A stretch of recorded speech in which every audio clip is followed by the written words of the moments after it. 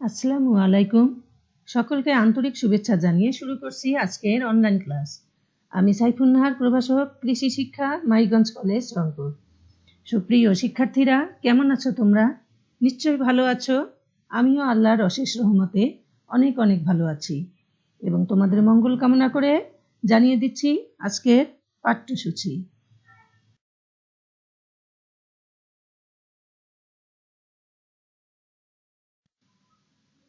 বরাবরের মতো আজকেও থাকছে একাদশ শ্রেণীর কৃষি শিক্ষা প্রথম পত্রের ক্লাস। পড়াবো দ্বিতীয় অধ্যায়ের তৃতীয় পরিচ্ছেদ। আজকের আলোচ্য বিষয় ভূমিক্ষয় ও ভূমিক্ষয় রোধ।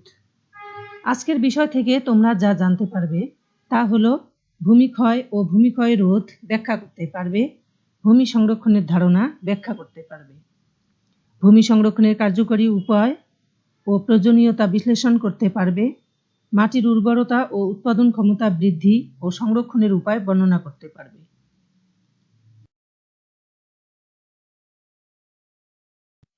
শুরু করছি ভূমিক্ষয় বা সয়েল ইরোশন।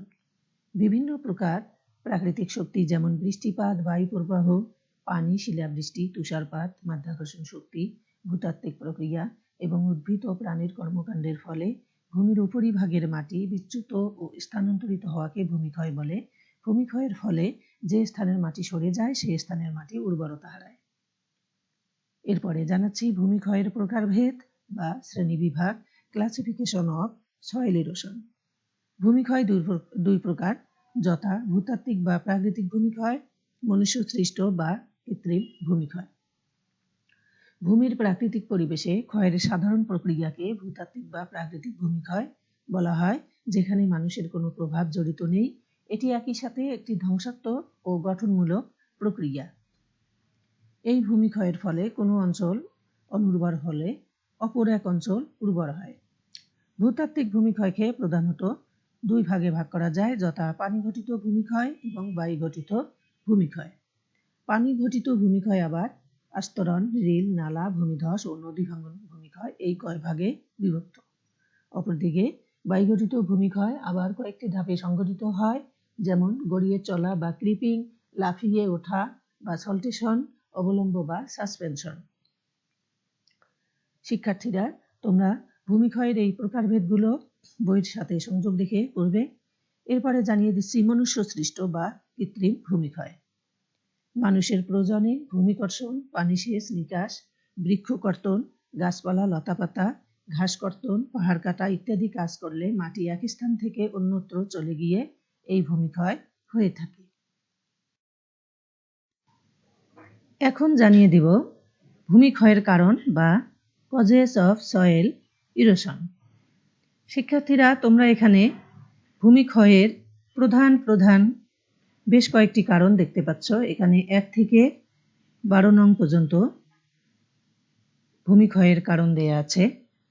1 নং হলো বৃষ্টিপাত ও সেচ দ্বারা ভূমিক্ষয়। বৃষ্টির ফোঁটার কারণে ভূমির উপরের মৃত্তিকা কণা বিচ্যুত হয়ে পড়ে। এই মাটির কণিকা সহজেই বৃষ্টির পানির সাথে অপসারিত হয়।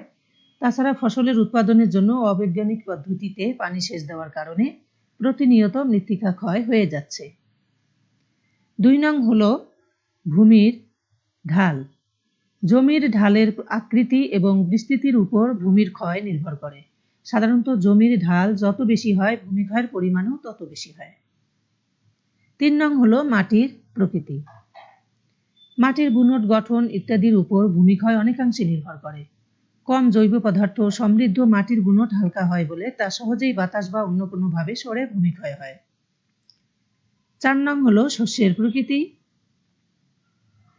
যে সকল ফসল মাটির উপরিভাগ ঢেকে রাখে ওই জমির মাটি কম ক্ষয় হয়। যে সকল ফসল মাটি ঢেকে রাখে না সেখানে বৃষ্টির পানি, সেচের পানি চলাচলের সময় ভূমিক্ষয় হয়। 5 নং হলো জমি চাষের পদ্ধতি। জমির ঢাল এবং উঁচু নিচুর কথা বিবেচনা না করে যথেচ্ছভাবে ভূমিকর্ষণ করার কারণে ভূমিক্ষয় হয়ে থাকে। ঢালুযুক্ত মাটিতে লম্বালম্বিভাবে চাষ করলে ভূমিক্ষয় বেশি হয়। 6 নং হলো ফসল চাষের নিবিড়তা। বিরতিহীনভাবে ফসল উৎপাদন করলে বারবার জমি চাষ দিতে হয়। এতে করে জমির উপরিভাগের মাটি সবসময় আলগা থাকে। এ কারণে ভূমিক্ষয় হয়ে থাকে। 7 নং হলো হিমবাহ দ্বারা ভূমিক্ষয়। হিমবাহ প্রবাহের সময় পার্বত্য অঞ্চলের ভূমির উপরিভাগ আলগা হয়ে এক স্থান থেকে অন্য স্থানে স্থানান্তরিত হয়ে ভূমিক্ষয় হয়। অনুরূপভাবে তরঙ্গের দ্বারা নদী ও সমুদ্র উপকূলবর্তী এলাকায় ভূমিক্ষয় হয়ে থাকে। 8 নং হলো বায়ু প্রবাহ দ্বারা ভূমিক্ষয়।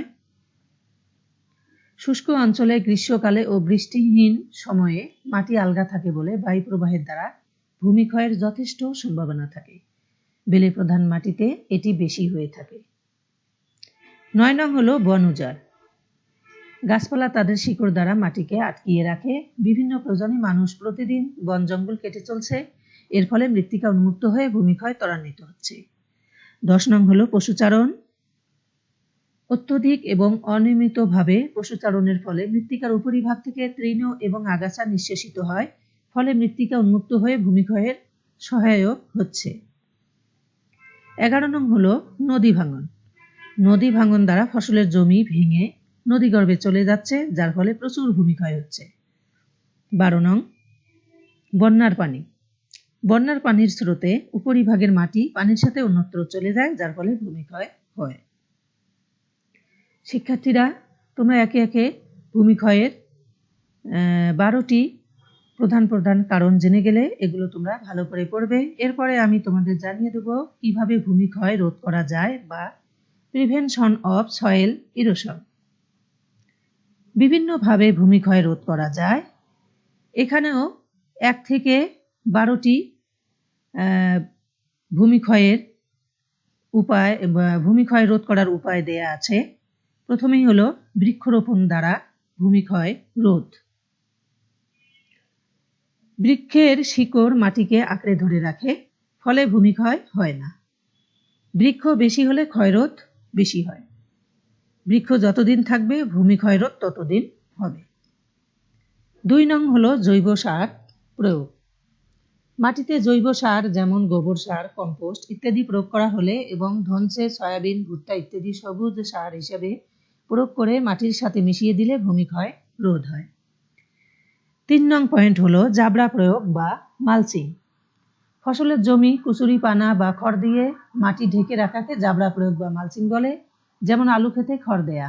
এতে বৃষ্টির পানি বা সেচের পানির প্রবাহ সরাসরি মাটিতে না পড়ে জাবড়ার উপাদানের উপর পড়ে, ফলে মাটিতে ভূমিক্ষয় কম হয়। এরপরে হলো আচ্ছাদন ফসলের চাষ। বড় পাতা বিশিষ্ট ফসলের গাছ অথবা পাতা দ্বারা মাটি ঢাকা থাকে এমন ফসল চাষ করলে মাটি সরে যায় না। বৃষ্টির পানি সরাসরি মাটিতে না পড়ে পাতায় পড়ে, যেমন মিষ্টি কুমড়া চাষ করা। এরপরে 5 নং পয়েন্ট হলো ভূমি ব্যবস্থাপনা। জৈব সার প্রয়োগ। নতুন জমিতে ঘাস লাগালে মাটি সরে যায় না। জৈব সার প্রয়োগে বেলে মাটি দোআঁশ হয়।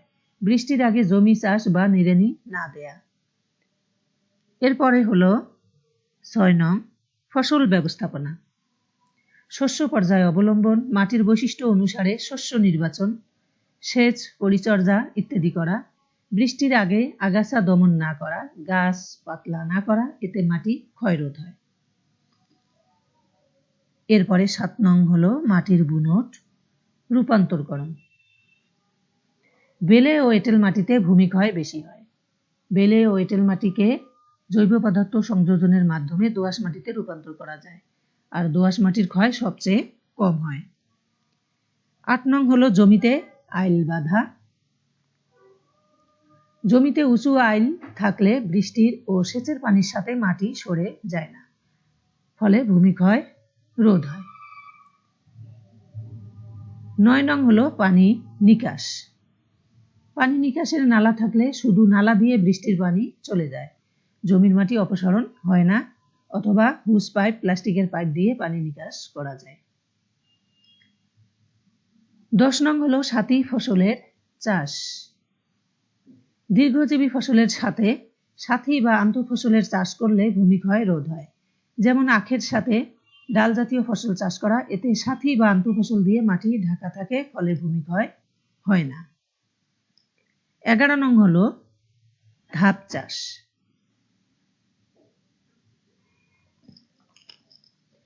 অধিক ঢালু অথবা পাহাড়ি জমিতে ধাপে ধাপে সিঁড়ির মতো কেটে চতুর্দিকে আইল দিয়ে জমি চাষ করা হলে ভূমিক্ষয় রোধ হয়। এরপর 12 নং পয়েন্ট হলো বন্যা নিয়ন্ত্রণ। বাঁধ বা সুইচ গেট নির্মাণ করে বন্যা নিয়ন্ত্রণ করা হলে পানির সাথে মাটিও আটকা পড়ে, ফলে ভূমিক্ষয় রোধ হয়।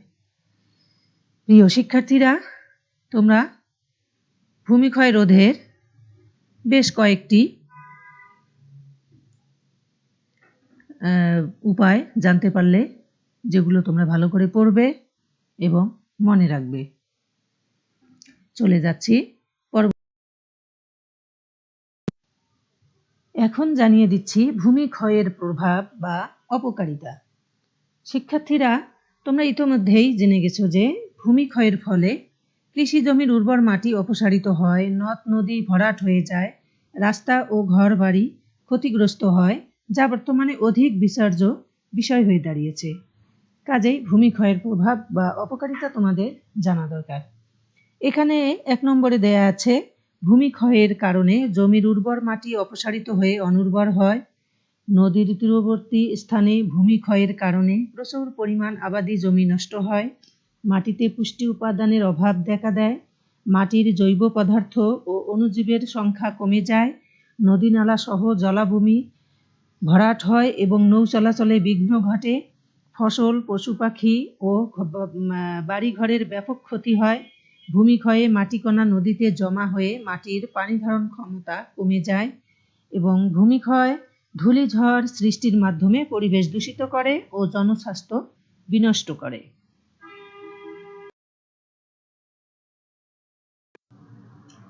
প্রিয় শিক্ষার্থীরা, আজকের ক্লাসে আমি তোমাদের যে 4টি শিক্ষণফল বলেছি তার মধ্যে শুধু ভূমিক্ষয় আলোচনা করলাম। বাকিগুলো একে একে আগামী ক্লাসে পড়ানোর চেষ্টা করব। সে নাগাদ তোমরা ভালো থেকো, এই আশাবাদ ব্যক্ত করে তোমাদের কাছ থেকে বিদায় নিচ্ছি। ধন্যবাদ। নিরন্তর।